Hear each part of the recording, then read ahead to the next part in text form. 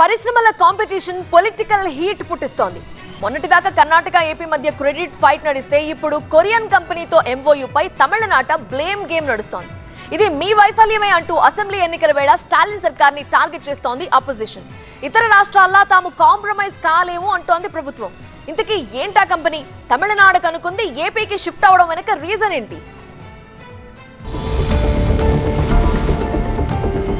Industrial race లో runner ఎవరు winner ఎవరనే చర్చ సౌత్ స్టేట్స్ లో కాకరేపుతుంది. ఏపీ ప్రభుత్వంతో బహుళజాతి కంపెనీలు, దేశీయ పెట్టుబడిదారులు ఒప్పందాలు కుదుర్చుకున్న సిఐఐ పార్ట్నర్షిప్ సమ్మిట్ పొరుగు రాష్ట్రం తమిళనాడులో రాజకీయంగా కలకలం రేపింది. దక్షిణ కొరియా కంపెనీ ఆంధ్రప్రదేశ్ లో పెట్టుబడి పెట్టేందుకు సిద్ధం కావడం ఈ హీట్ కు కారణమైంది. ఎందుకంటే గతంలో అదే కంపెనీ తమిళనాడు ప్రభుత్వంతో చర్చలు జరపడంతో పరిశ్రమ తరలిపోవడానికి సర్కారు వైఫల్యమే కారణమని విపక్షాలు విమర్శలు గుప్పిస్తున్నాయి. దక్షిణ కొరియా గ్లోబల్ కాంగ్లోమెరేట్ హెవెసియంగ్ ఏపీలో నాన్ లెదర్ షూ తయారీకి $150 మిలియన్ పెట్టుబడి ప్రతిపాదించింది. వాస్తవానికి ఈ కంపెనీ తమిళనాడులో ప్లాంట్ ఏర్పాటుకు ఆగస్టులో అక్కడి ప్రభుత్వంతో ఎంఓయూ కుదుర్చుకుంది. తర్వాత తమ పరిశ్రమను ఏపీ సీఎం చంద్రబాబు సొంత నియోజకవర్గమైన కుప్పానికి మార్చింది. ఏపీ ప్రభుత్వంతో ఆ కంపెనీ ఎంఓయూ కుదుర్చుకున్న మర్నాడే తమిళనాడు బీజేపీ ఉపాధ్యక్షుడు అన్నామలై ఎక్స్లో ప్రభుత్వాన్ని టార్గెట్ చేశారు. తమిళనాడు సర్కార్ మొద్దు నిద్రపోతుంటే వారు గొప్పగా ప్రకటించిన పెట్టుబడులు పొరుగు రాష్ట్రాలకు తరలి వెళ్తున్నాయని ఎద్దేవా చేశారు.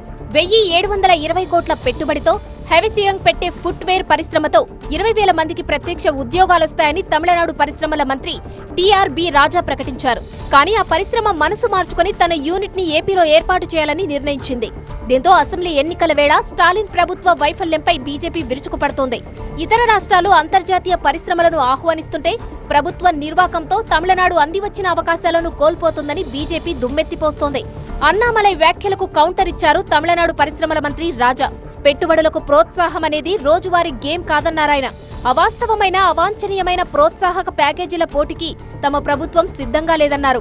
ఎవరు ఏ ప్రాంతంలో యూనిట్ ఏర్పాటు చేయాలనుకుంటున్నారో దాని ప్రకారమే తమ ప్రభుత్వం ప్రోత్సాహకాలు నిర్ణయిస్తుందంటున్నారు తమిళనాడు మంత్రి. ఇతర రాష్ట్రాల్లో విలువైన భూమిని ఉదారంగా ధారాదత్తం చేయలేమని బీజేపీ విమర్శలని తిప్పికొట్టారు.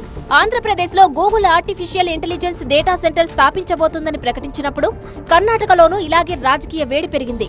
ఏపీకి ప్రాజెక్టులు తరలిపోతున్నాయని అక్కడి విపక్షం సిద్ధరామయ్య ప్రభుత్వంపై విమర్శలు గుప్పించింది.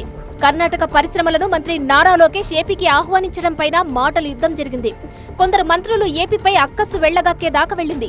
ఇప్పుడు దక్షిణ కొరియా షూ కంపెనీ వ్యవహారం పొరుగునే ఉన్న తమిళనాడులో కూడా రాజకీయ వేడి రగిలించింది.